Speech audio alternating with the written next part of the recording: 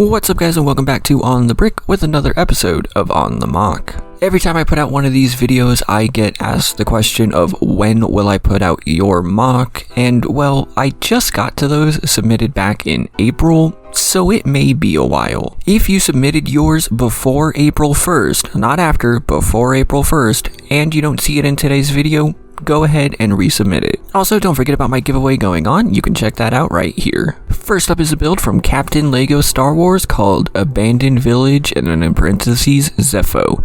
This took them about a month and a half to build, really because they were busy and lazy, their words not mine, and this was obviously inspired by Jedi Fallen Order. Which, by the way, if you haven't played Jedi Fallen Order and you have the ability to, I would highly recommend it. It is a seriously fun game. I've actually beaten it twice now, and the first time was before realizing that I could get more health packs. I have always enjoyed landscape MOCs like this. If you've watched this series, you probably know that. I think the rock work is awesome. I love how he was able to break up the monotony of the wall there. That is a tough word to say. And I think this is just an awesome display for a game that I personally really enjoyed. It's actually making me want to go back and play the game a third time, but for now I'll just sit here and enjoy MOCs like this one. Up next is a submission from someone who I'm just going to call Elia Z. I'm sorry if I mispronounced that. They are from Belgium, and well, my French and my Flemish, I want to say, aren't very good. It is Flemish, that was the language I was speaking of.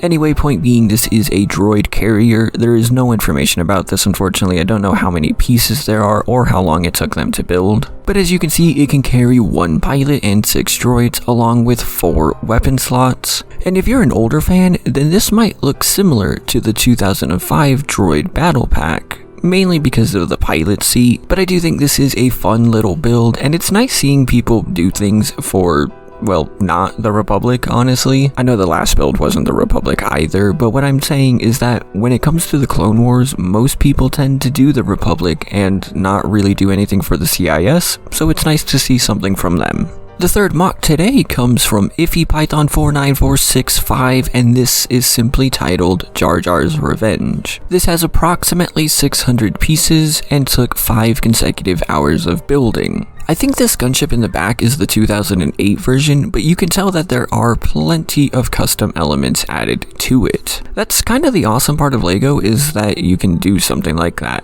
Please do forgive me if I'm wrong and this is a custom gunship, but he didn't mention anything about that, and it would be over 600 pieces if it was. Point being, if you've been a fan of Star Wars for like the past 5 years or so, then you definitely know the whole Darth Jar Jar series, or Darth Binks theory, not series. I do love the different levels of the landscape here, so you can tell that it's like lava going underneath them, and the use of the black is a really nice touch for that as well. Having the different Jedi attacking is really nice too, and I love all the different clones. There's only one thing I don't like about this, and that's that you have had Ahsoka be defeated. I mean, it's Ahsoka, that just wouldn't happen. In all seriousness, this is another wonderful way to show off your minifigures, and I think you did a great job here. Up next is Lieutenant Colonel Vandalur, who has shown off quite a few MOCs already, and this is his TX225 Occupier Class Imperial Assault Tank diorama. This is 1/35th scale, as most of his builds are, and took about 5 hours to design. It does have an interior with room for 3 crew members and is made with about 700 parts. Lieutenant Colonel is more known for making his military MOCs. I mean, I had to make a full video about them because he's made so many and I barely covered what he's submitted, but it was nice to see a Star Wars themed one as well. Yes, this is a render, but that's fine. Not everyone can build their sets in real life, and doing it this way is perfectly fine. I do love that he actually took the time to put the minifigures in there and even added a skeleton, which is kind of funny.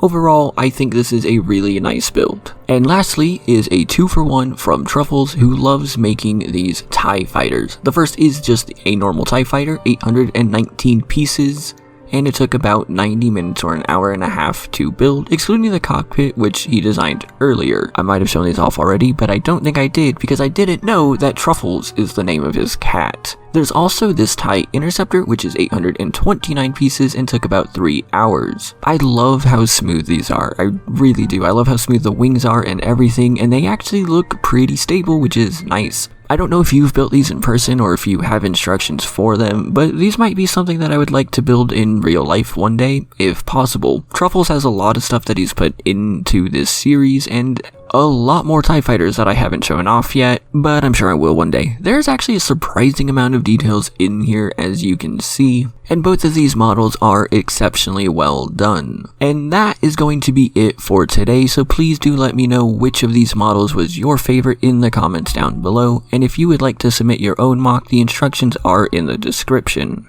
Please do remember to like and subscribe if you haven't already, check out that giveaway as well, and maybe consider joining my Patreon, where if we get to $50 a month, I will add something extra into that giveaway. And you might even get shoutouts like Jonathan and Project Elements. Thank you all so much for watching today, and I will see you next time.